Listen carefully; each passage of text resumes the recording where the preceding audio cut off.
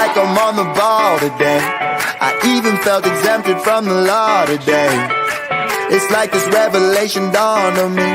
It's so amazing, helps support the cause. I get everyone involved. I feel like I'm on the ball today. I even felt exempted from the law today. It's like this revelation dawned on me. It's so amazing, helps support the cause. Boom! Do you feel on the ball today? Every day, every day. Happy Thursday, sir. For the second time, I get to see you today. This is awesome, man. I like it. Yeah, great workout this morning. True testament to when you go on vacation and you sort of try and jump back into your routine, and then like day 3, you like go, wow, I really went off the rails. Went off the rails a little bit. Yeah, I think, look, anytime you're on a cruise and you can swipe your card at will, you are more likely to make some decisions that you might regret later in the week. So I think, but having a routine is good to come back to, and having one that we know that works makes it easy to fall back into the routine and get back. Really fantastic. Really fantastic. Episode 952. If it's your first one, right, which it might be opening night for you, you're sitting in the audience going, where the hell you been? Where you been? Where the hell they been?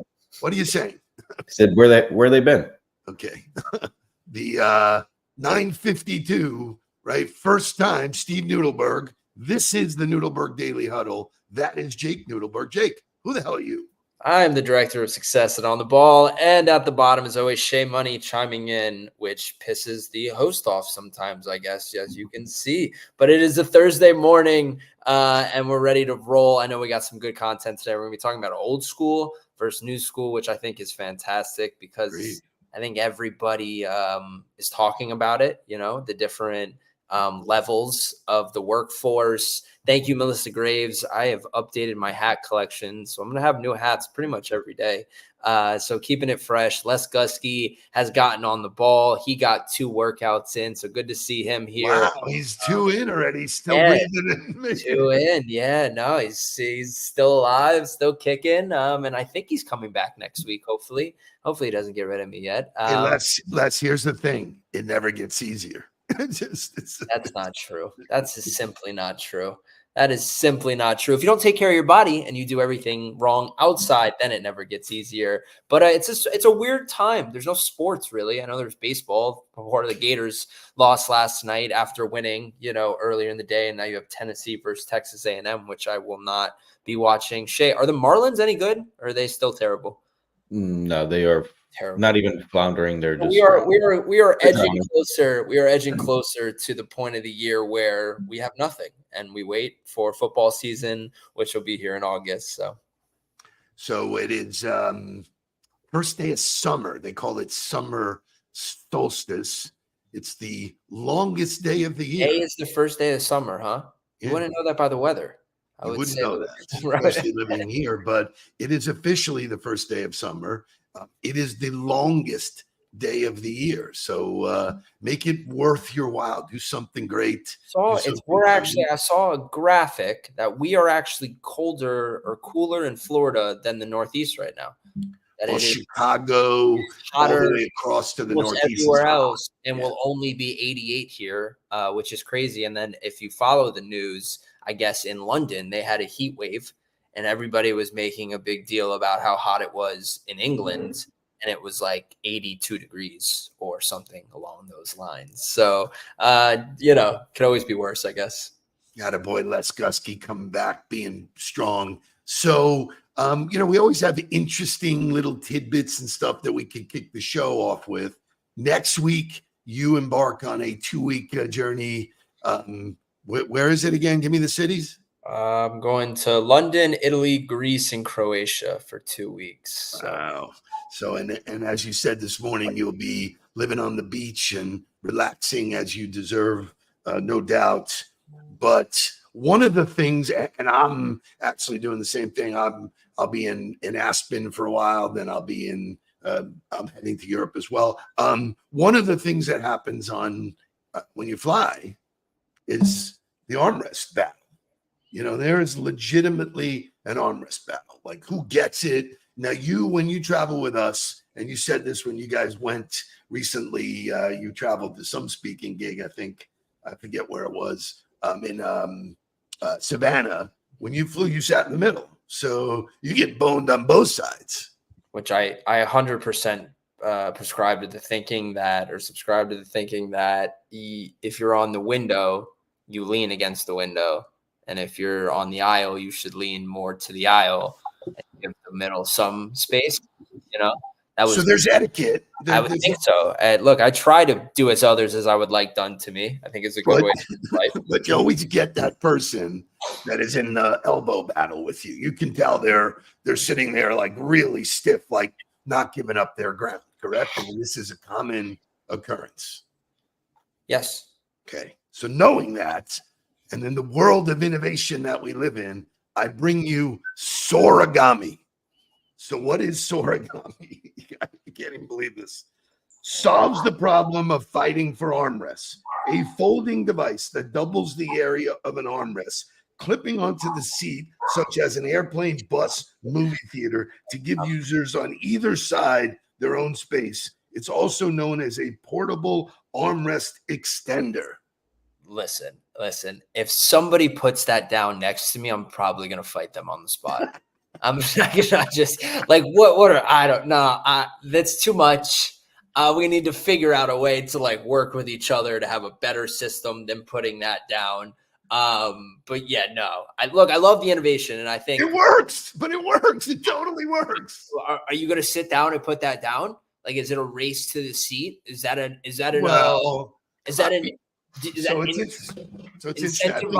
paying to get on the plane first so that you can stick your Soragami down?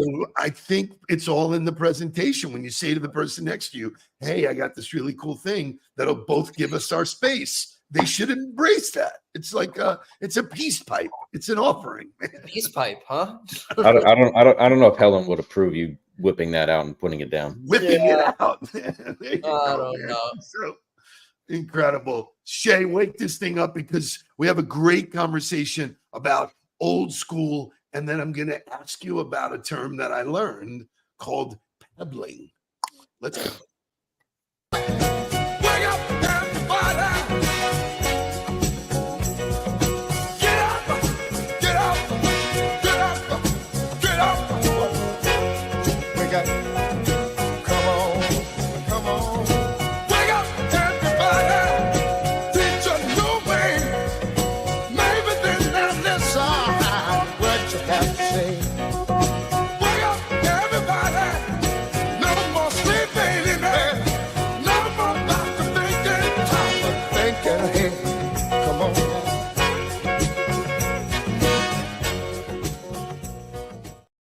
So you and I have this conversation, and it's ongoing, a connection to old school. And old school for some. Sorry, not to cut you off. Do we want to do the affirmation? Oh, sorry. Ooh, look at me. Look at me. I forgot about our affirmation. Thank you. Shay, give me the affirmation, please. Jake, do the honors. Cool. Allow people to be who they are. Do not force connection, nor take on their confusion and uncertainty when it comes to you.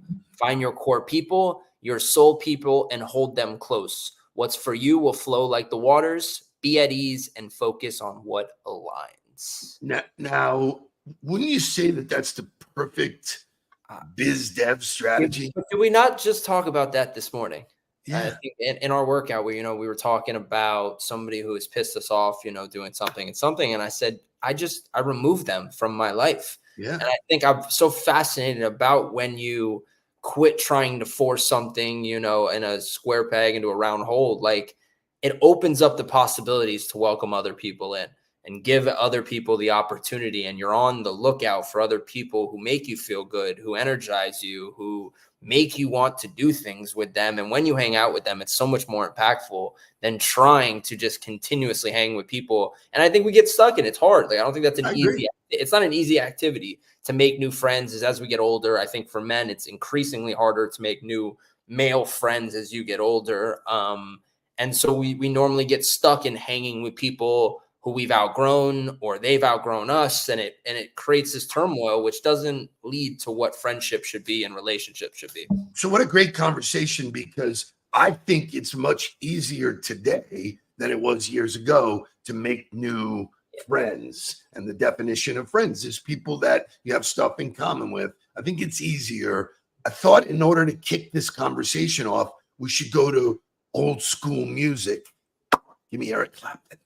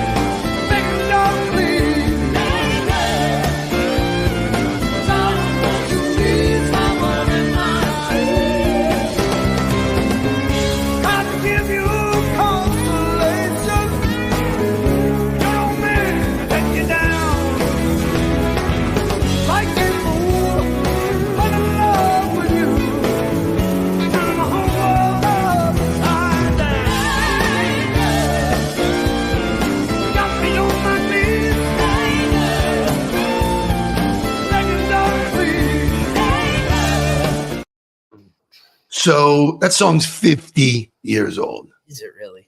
50 years old. Incredible. Great music standing the test of time, which is the point of the conversation I have with you. There are certain fundamental principles that stand the test of time.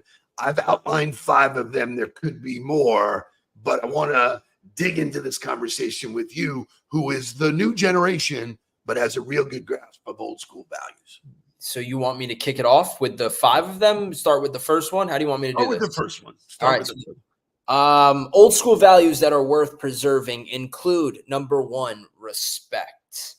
And so it goes on to talk about respect for elders, authority figures. I think it's changed. I think it's so different because now you have such a younger generation reaching such levels of success, so much younger than I think it's ever happened before. Right. And you have 20-year-olds who are starting companies like me and Mark, had the meetings, forget the name of their company. But they're 20. They're younger than me and Mark by me, right? Isn't it? Right. Like they're younger than me, so I don't know that authority is really an age thing anymore. Like I think the respect for authority is something that has to get earned. And I think it's interesting. Like I'm going to challenge some of these that authority doesn't just come because you're the boss. I agree, but fundamentally, right, like you said, and this is where it's a fundamental old school value. I think the leader, right? I think respect is always earned. Right. I don't respect people just because, but as a value point, I would say this about people that worked for me. I was like, listen, you don't need to love me. You need to respect me. And then we can work. So respect is earned. And I think it's one of those values that gets lost in translation. Right. And I just, because I think we deal with companies that have, different generations involved. And it was always like, well, I just respected him because he was the leader. I had to. And that doesn't really exist anymore. Doesn't fly anymore. It's not enough. It's not enough that, well, he's been here for the longest, so I have to respect him. No. You have to earn that consistently by building trust both ways, and building that relationship. And so I think it's just cool, like that you have to work harder. It is a people place where it's not just given, but there has to be some level of respect to keep harmony, to keep the boat going forward. Like, look, we just talked about it, or we just met with the captain of our cruise ship, right? Yep. And there was a level of respect of which they talked about the captain. And they said he's not even here. They said he's not even here. But we have a respect for what he's doing off the ship and the time that he needs to sleep. And so we hold the standard. So we show respect to him at all times. So I thought it was really cool that it was a level of command and the respect existed between them. Love it. Number 2. Courtesy, having good manners creates more pleasant environment for everyone. I think manners have gone completely completely like, I remember Mark like hitting me in the back of the head every time I didn't say thank you. Remember, yo, like would literally hit me and be like, yo, what do you say? And now I watch me do it with Kai, and that expectation of saying thank you. Of like, I went to dinner, or I went to lunch with one of my buddy's dad, and I like sent him a text and was like, hey man, thank you again for lunch. And he was like, yeah, it's not needed. Like, you don't need to say thank you multiple times. I go, it's just how I was raised. Yeah, you do. Yeah, you do. Right. That's just how I was raised, was to show the courtesy of you paying and trying to pay as a courtesy, of trying to take care of somebody. And so I think it becomes almost like an expectation, which is never good. I think expectations are never good when you never reinforce them. I am and this is old school, I hold the door open for people, not just women. Yeah. I hold the door open. I open the car door. I smile. That's just being courteous, man. It's like, and people walk right by me. Don't say thank you. Don't do anything. Boom. I'll go, oh, thanks. Just realize that like nobody does it. And I love when we hang out with Grandpa, and I hang out with some of my older clients, where they say good morning to everybody. They smile. It's a respect. Hey, what's up? How you doing? Right. It's part of respect. Right.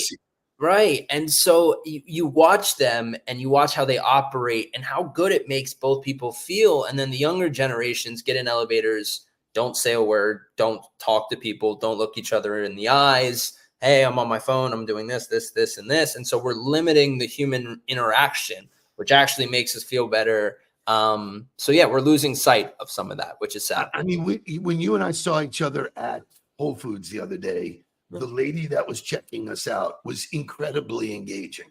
Right. She was smiling. She got a kick out of. Want me to take a picture of you guys? Like, right. And so when I paid, I gave her a $5 bill, and she looked at me. She goes, "Oh, no. And I go, "Oh, yeah. Keep doing what you're doing. Please, love it." She was like overwhelmed, paying it forward. That's just to me is it just feels good to just show it to other people. Number 3. Responsibility. Taking responsibility for one's actions and not blaming others is a mature value that allows for personal growth and accountability. This is hard.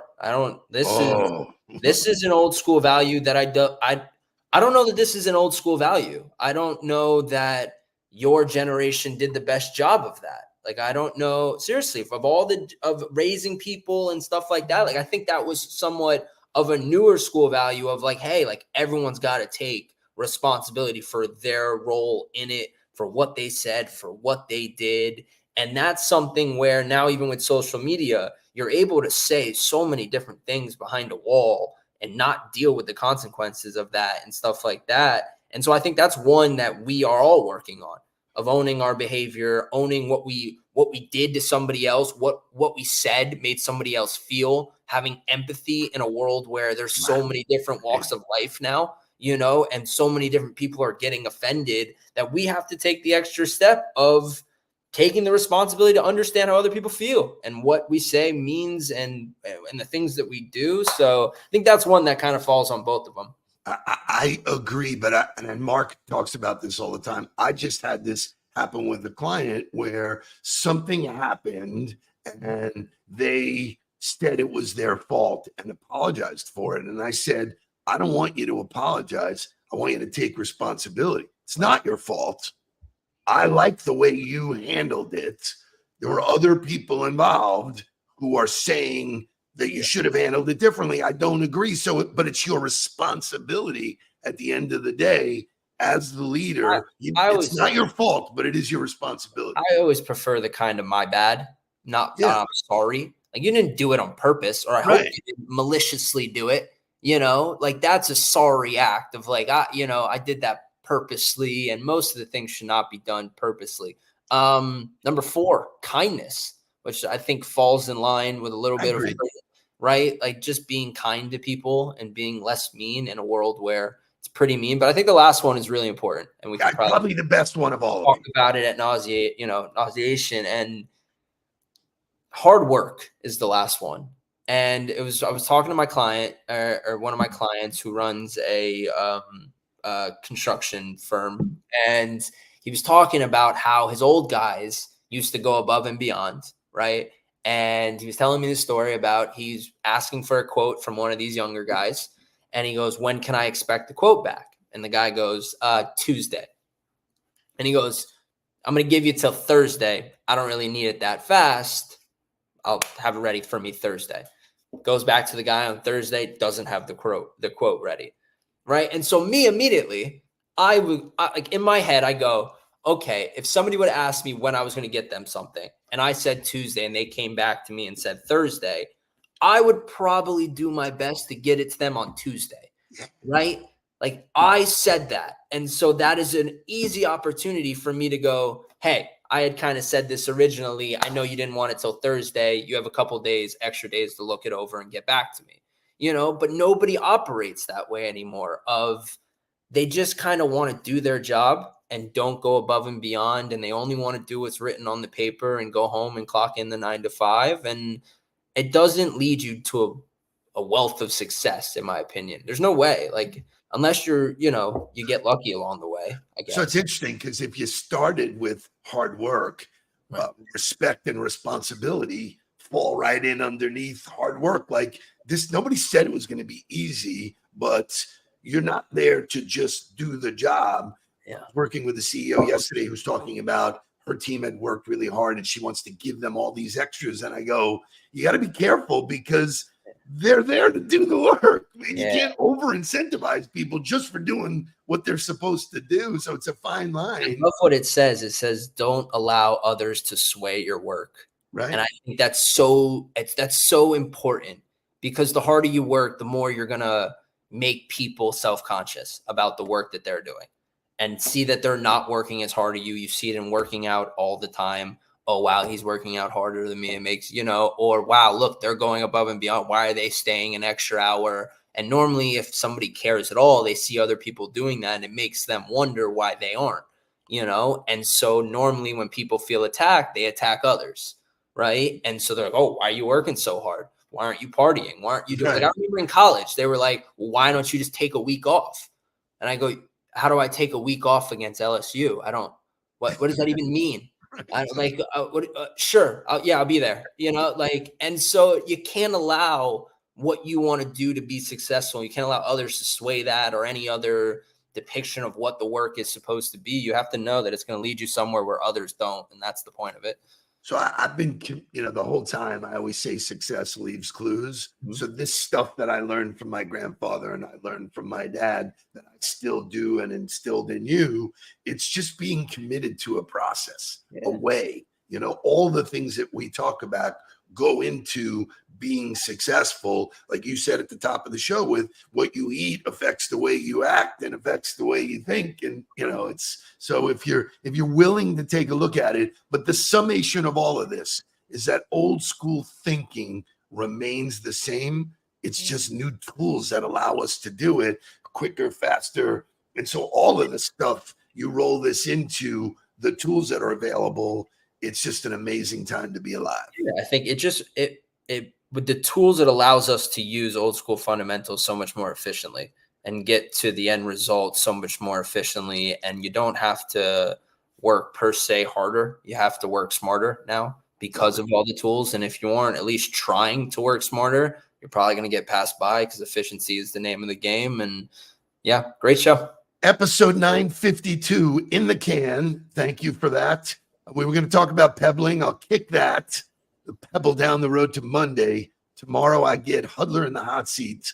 One of my oldest and dearest friends, Barry Cates. He's the president at Innovative Group. He is he's a family friend. He's a guy that I know for longer than just about anybody in the marketplace. I've had some amazing times with him, as you and Mark have as well. So he will be a great guest. I'm really excited. Please join in. He now lives in Charleston, South Carolina. So it'll be great to see him and spend time. For the rest of you, enjoy the long day. Tomorrow, we got other nuts. If you are looking for ways to modernize your process, sign up for our free training. gives you the roadmap on how to be successful. Sign up for our newsletter, sign up for our blog. We're giving a million things away. Join us in the huddle. If you aren't trying, you won't get better. And so let's get down to business. Please don't worry about me. I'm about to let my heart speak. My friends keep telling me to leave this. So let's get down to business. Let's get down.